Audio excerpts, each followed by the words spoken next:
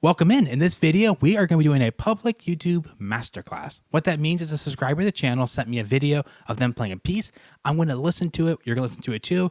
We're going to talk about some of the positives of what they're doing, some of the negatives. So the brave subscriber for today is Rachel. So first of all, round of applause for Rachel because she was brave and recorded herself and sent in a video. And if you're thinking, oh, that's sad, why didn't I get to send in a video so Ryan could pick on me?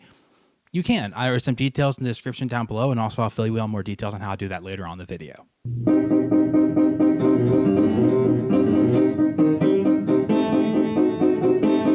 This is what classic problem with this piece is, syncing up this with this. First of all, I think you probably need to slow down just a little bit. This tempo marking is allegro con brio. Allegro does mean fast, and con brio means with brilliance. So it is really fast. However, a lot of people kind of interpret this as almost like 3 beats becoming 1 beat. So they go so fast, it kind of feels like, and they feel that big rush. Remember that this isn't 3/8, so it's okay to feel this in a really fast, but still 3. What I mean by that is instead of feeling, try to feel a fast beat like this, but this can be your 8th note, like.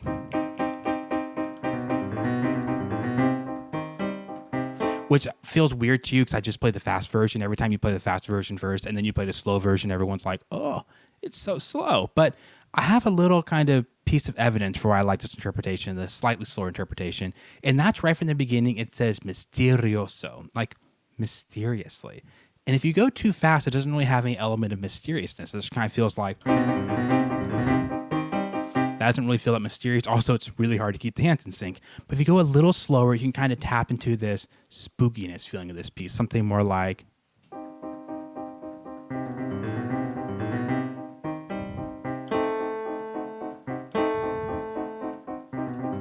Now, am I saying that's the only tempo for this piece? Nah, you could go a little faster. You could even go a little slower still than that. But I was trying to kind of open your mind up that at least the way this is played right here probably needs to slow down just a little bit to get the hands in sync first. Yeah, can you hear that? There's not even quite the right number of left-hand notes for right-hand notes. So again, slow it down a little bit. You don't even have to go as fast as a final tempo. If you really want to, at least slow it down and get those hands really in sync first. Maybe something like. Really drill where maybe the hands line up, and as it gets faster, really drilling where the beat ones line up, like.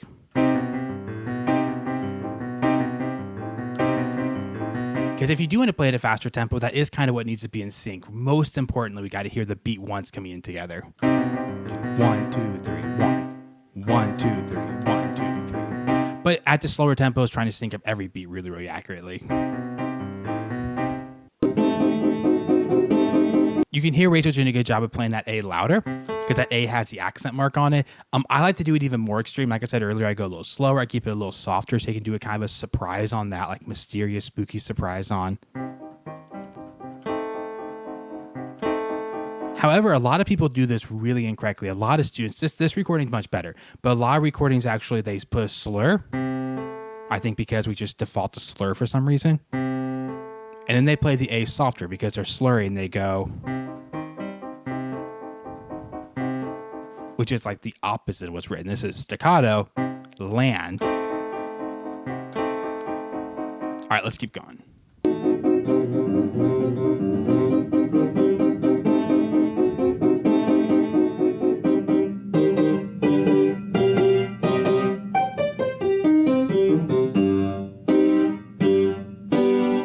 Nice. That's actually a really good build-up. This is one of the harder parts of the piece, is accurately being able to do the. And often people struggle with the counting there, but this is actually really, really good. It's tempting to do something like speed up all the rest there. It's hard to go 1, 2, 3, 1, 2, 3, 1, 2, 3, 1, 2, 3. I would say go for more of a crescendo though. In my mind, again, I'm interpreting this whole beginning section kind of in that more piano, quiet. I mean, you don't have to play the whole thing quietly. You can get louder and softer, but don't let it really break out of its shell until right here. That's a really exciting thing to do, is get to this moment and have it still be quiet. Then build. And then a couple tips here. I heard you miss a note here, which is not a big deal. People miss notes. If you send a recording in of yourself playing, do not feel you have to get a perfect take. This is tips for later. When I talk about sending in videos, you don't have to have a perfect take. I don't care that much about missed note here and there. I'm more worried about the big picture kind of technique and musical ideas. So missed notes happen. There is a few different ways you can do it. You can actually do this if you want to. So you can hand cross every 3 notes. You can do it all with the right hand as well,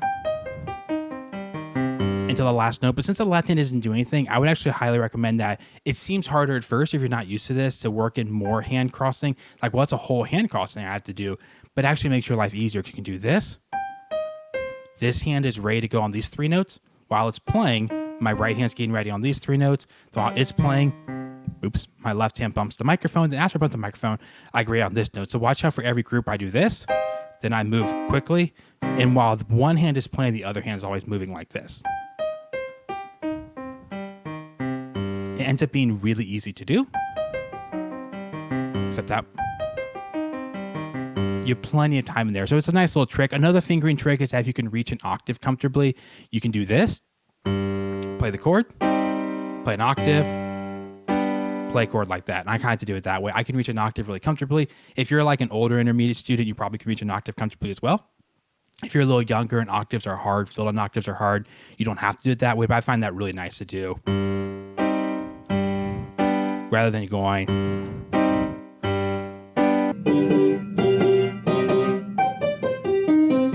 Actually, right here, they do the hand crossing thing I just told you how to do. So they already know that. That was bonus tips for all of you, but watch the hand crossing here. This is perfect hand crossing. Right, we're going to take a quick break here from the blog. I'm going to fill you in on a few details if you want to be able to submit a video in the future for a masterclass video just like this. So if you want me to be able to use your video, there's a few things I need you to do. First of all, just record in normal camera quality. It doesn't need to be anything fancy. Honestly, huge file types just be harder for me to deal with. Just record on your phone. Your phone's video, your phone audio is completely fine. Also, just take a second before you start recording and just check your frame for like distractions or things in the background of your video that prevent me from using your clip. And on that note, to start the video today, you don't even have to show your face. Just your hands from the side is ideal. We want to see your hands and your technique and the keys the best. So really having your face in the frame isn't even necessary. It may even make it, like, depending on where your camera is set up, harder to get everything in the shot. Give me some name to call you. I don't care if it's a fake name or a real name. Tell me the piece you're playing and the composer. And then for the boring details, I want you to record an original video. Don't like find a YouTube video and send it to me, because I might run the issues with YouTube saying, oh, you stole this video from someone else. Just take an original recording, and then in the message you send me, you have to say Ryan Apsher has permission, blah, blah, blah, blah, use this video. There's literally something you can copy in the comments below. Just copy it over, because I don't want to run any issues with someone being like, you stole my clip that I sent you to do on the channel. So anyways, just find that down in the description. You can just literally copy that. And down there is the link for how I want you to send me the video as well. All right, let's get back to the masterclass. Yeah, and then right here, there's a fermata over a rest. At least in my edition there is. I would make more of that. You have...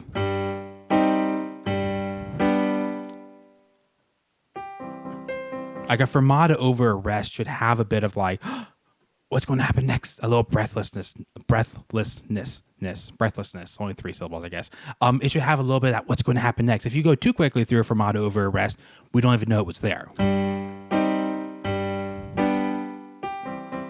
Which is fine. If there was not a fermata, that would be a nice little pause to kind of make the next section start elegantly. But since there is a fermata over the rest, I would say go for something much bigger, like 2, 3, 1, 2, 3, 1, 2, 3, 1, 2, 3.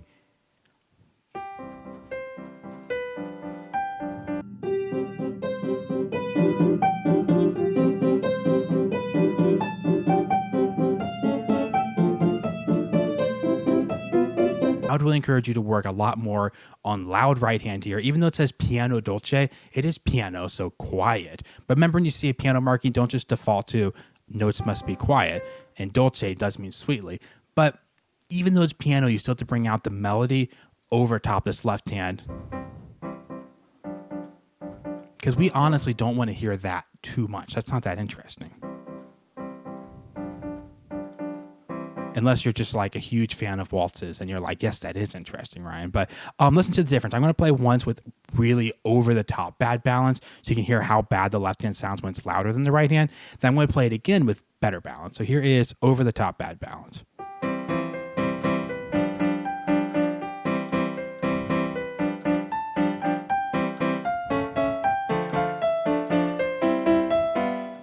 right? Okay, I'm going to do it again. Let's do a middle tier. This is equal volume.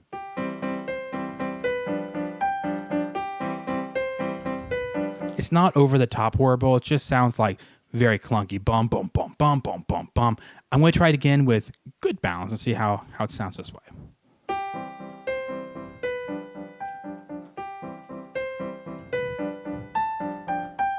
Hear how you can really just feel the melody over top the chords there?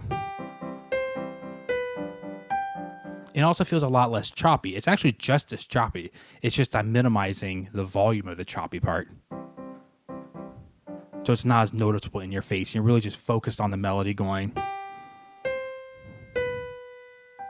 I would actually say when I played the bad version, some of you didn't even know that melody was there. You just thought it went bum bum bum bum bum bum bum bum bum bum bum. But now you can hear the.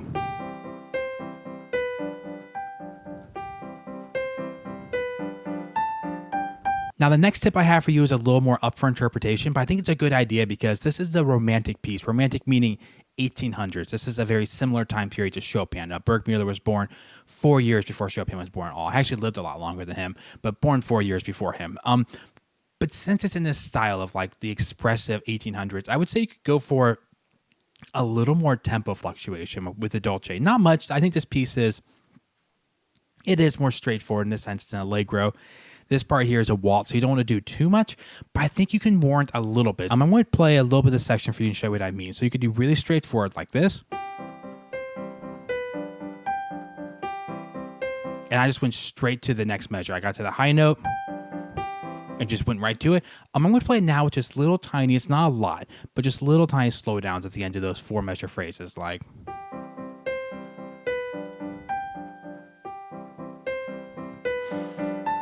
rushing, slow back down.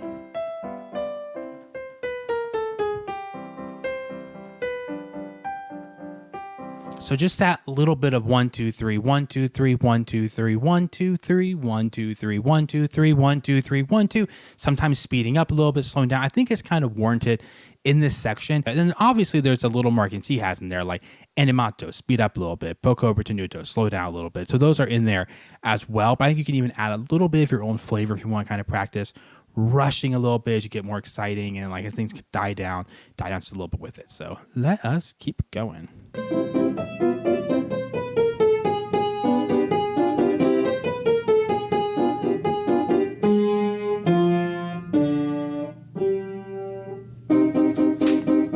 Nice. That's a nice page turn. If it's a 3-page version of this, it's really hard to get that page turn in there on time.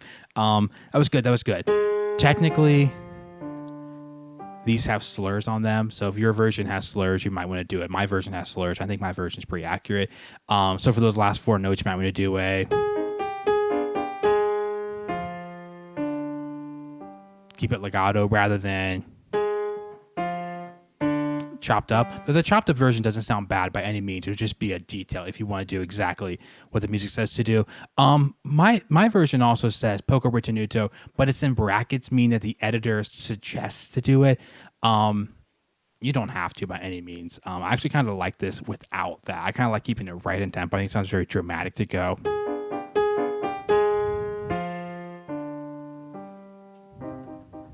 Now, I understand I'm being a little bit, you could call me hypocritical because I just said you should slow down, speed up some. And then I just said, don't slow down, speed up some.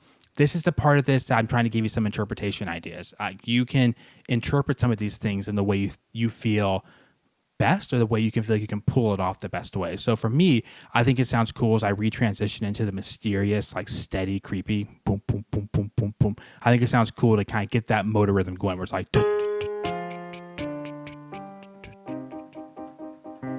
then it's just like imminent, like here we are. We're back in the creepy world. Whereas if you want to slow down, it makes it more of a dramatic slow down. Then we restart the piece like...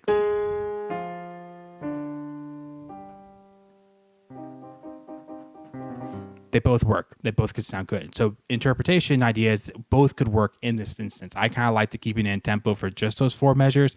I like retransitioning that way. But if you want to do, a slow down, that's totally fine too.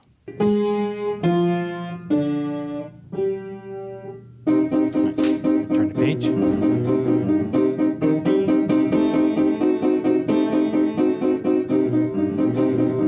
Same thing as the first part. That's just something to drill really slow. Make sure you have it in sync as you go faster. Really think about syncing up the beat ones. Just like I said earlier, sometimes it's helpful for people to do what's called dotted practice, where you do something like,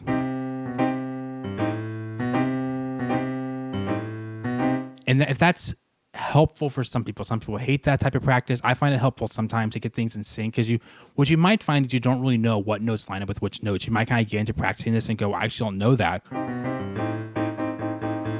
The A lines up with the chord. And so that dotted practice sometimes informs you of what lines up with what.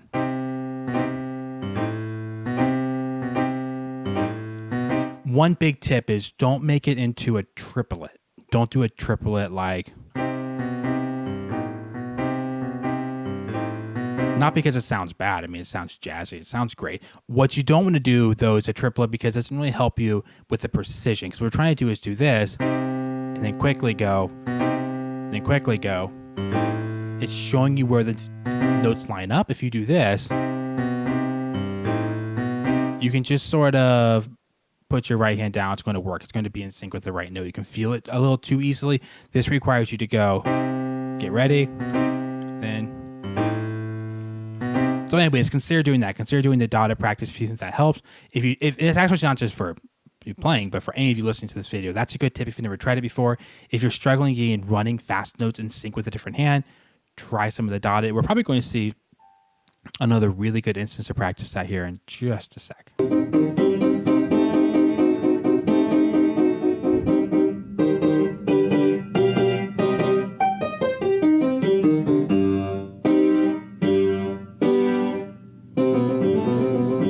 Good. Small detail here. First of all, this is the other part to practice with the dotted. You can do hands together.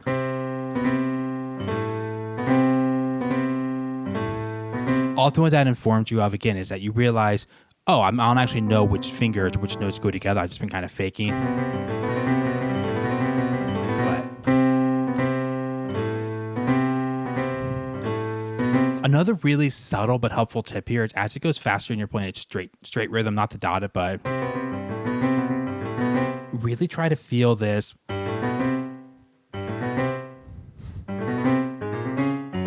Not that, but you try to feel this going together. Because what's going to feel like in your wrist, your technique is going to do this, then you'll have a scoop down for. It sort of feels like a boring hand exercise in a way, but the way I feel is I have a double down. This is where I think sometimes down, and then a scoop. So my wrists do this twice, then I'm going up like that. So I have. You can see there's a subtle little do. You can kind of see my wrist doing that motion of up, where I'm going like.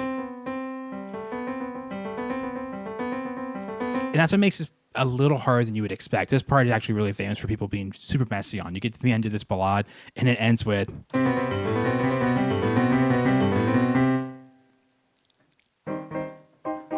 Oh, one more detail here. Right before that starts, though, the first time we saw the fermata before the next section started, right? We had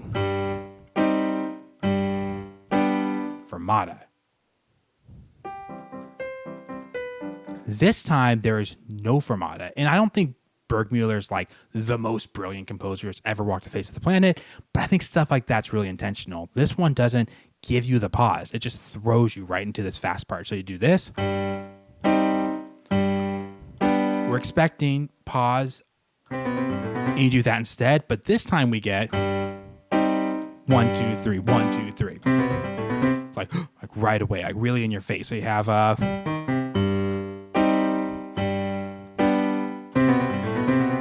So just flip the two. The first time, add a lot of time, 3, 4, 5 extra beats. This one here, don't add any beats, just crash right into this ending.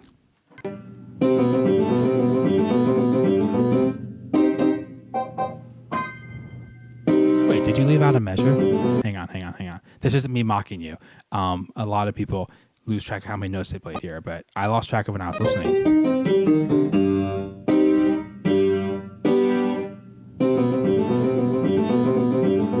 Oh yeah, there's an extra measure in there. So add one more measure of. Goes 1, 2, 3, 4, 1. You get back to there. So yeah, four total measures of that. But that's an easy thing to do. That's an easy thing to miss out on. Then you have this little ending.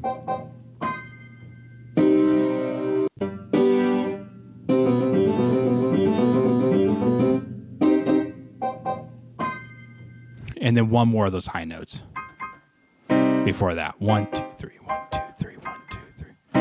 And good last chord. The last chord is loud and strong. It's hard to do where you like decrescendo to an accent note, but that's not really good at the end. And that's all for the masterclass today. Once again, round of applause for Rachel. Good job for being brave, saying in a clip of yourself. As you all know, when you record yourself, there's a little extra nerves involved. So I'm sure some of the details today you typically get when you're practicing or playing, but that little extra edge when you're actually recording. Once again, if you want to send a clip for me to use in a video like this in the future, there are details in the link in the description down below, and also I talked about for a minute or so earlier, so you can always go back and watch that part again if you want to do that. Thanks for watching. I'll see you guys next one.